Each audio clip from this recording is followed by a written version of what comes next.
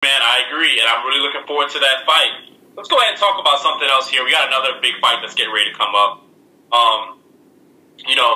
We got Chris Eubank Jr., and he's getting ready to face Nick Blackwell. Yeah. Obviously, Eubank Jr. has lost. He lost his fight to what's the guy's name? I lose my. Billy Joe Saunders. He lost his fight to Billy Joe Saunders, and since then, he's trying to get back on the comeback and then maybe get himself back into the middleweight picture at 160. So, what do you think of this fight between Eubank Jr. and Nick Blackwell? And what do you think you really need to see from Chris Eubank Jr. to get back on the bandwagon and really think that this guy is really going to do something special in this middleweight division? For me, Chris Eubank Jr. is an extremely exciting fighter. He is very offensively minded. He throws some of the most eye-catching punches in the sport. There's a lot to like about him. But for me, the reason he failed when he stepped up in class was because of boxing fundamentals. Chris Eubank Jr. has very, very poor defence. Very open defence. He's quite easy to hit. He is quite inaccurate as well.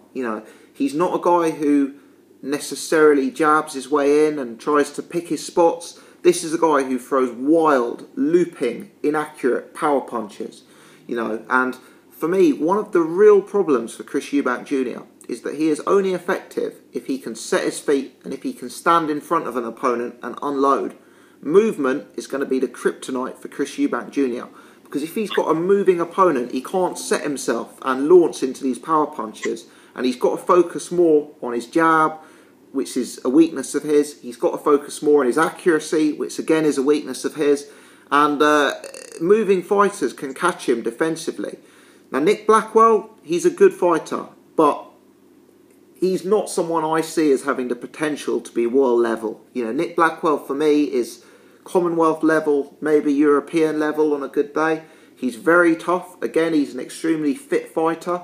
He's got some sort of boxing pedigree, but he's not offensively as elite as Chris Eubank Jr. So I suspect that Chris Eubank Jr. will win the fight. I think he's got a higher upside. I think he's got more power. He's a bigger guy. And I think he's a more eye-catching puncher. But I suspect Nick Blackwell will make him look bad. I suspect Nick Blackwell will go the distance against Eubank Jr., which might suggest that Eubank's power isn't what people think it's cracked up to be. I suspect Nick Blackwell will have real success with the jab and make Eubank look inaccurate and defensively open. And that's the key for me. That is the key for me. Chris Eubank Jr. has improved, but has he improved in the areas that cost him the fight against Billy Joe Saunders? And that's what I'm yet to see proof of. Fantastic points, man. That's what we're going to be looking for in this fight, because that is very important. We need to see, has his punch selection improved? Has he been able to learn how to box and move? Chris Eubank Jr., what I see with him is that he's just a guy who, when a guy's standing flat-footed in front of him, he's going to show you all the razzle-dazzle. He's going to show you all the power and the punches. He's going to put them all together. But how is he going to do when a guy is chasing him? When a guy is coming towards him and he has to get on the back foot and actually use a jab and keep a guy off of him? Slip, evade punches, throw in counters. That's what I think Chris Eubank has to show, that he's mixed movement in. Because at the end of the day, this is boxing. It's not just, rock'em sock'em robot when a guy's standing in front of you and they trade and then you trade. And at the end of the day, that's something that I think Chris Eubank Jr. seriously needs to improve from. The thing is about Chris Eubank Jr., he's a guy, when you upload a 15, 30-second clip of him, he looks fantastic, in training. But at the end of the day, how are you going to do in a fight? And over the long haul, are you going to stay disciplined? Are you going to stay focused? Are you going to come and actually respect the game plan and enough to understand that, what do I do, again, when a guy's coming towards me and he's chasing me and I have to set up my right hand? Not just when I'm sitting there and got a guy on the ropes and I'm just letting bombs go, which he's more than capable of doing. But I agree with you. He has to improve in the areas that cost him the fight with Billy Joe Saunders. Because if not, he's going to take another loss again. And, that's not going to be very good for him at this point in his career. Absolutely, yeah. A loss at this stage would be devastating. He's kind of built himself up with the the attitude of invincibility.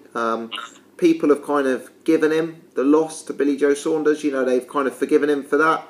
But another loss at this stage would be a killer. So, yeah, he's got every fight from now is a no-lose fight for Chris Eubank, definitely.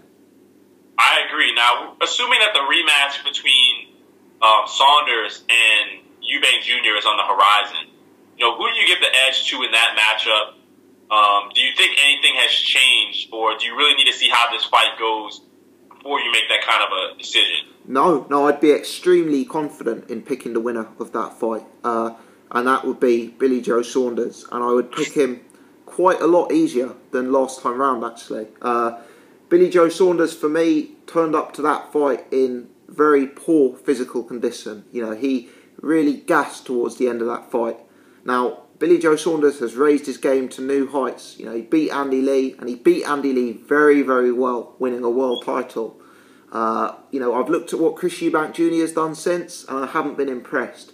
He's still got the same problems in his game that Billy Joe was able to expose. And unless I see Chris Eubank Jr. developing a defence and developing a moving game and developing his accuracy, I can't see how the result changes.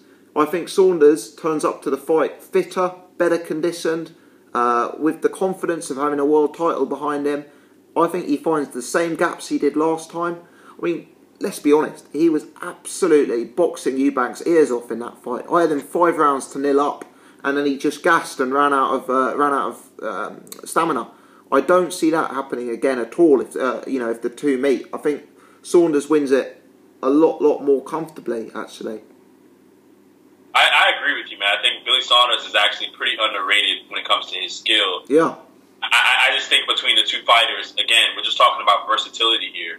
Billy Joe is just a much more versatile fighter. He's got more ways to win, and I think he's the more confident fighter at this point. I think Eubank Jr. is confident, but I think it's kind of a false sense of confidence at times, to where it's kind of like he's kind of hyping himself up, kind of thing, to where he doesn't actually always think that, he's the superior fighter. I think that since he's taken that loss, I think it's kind of like awakening him to the fact that there really are better fighters out there. He's going to have to, train really hard and actually dedicate himself and try to learn if he wants to improve and get in there against superior competition.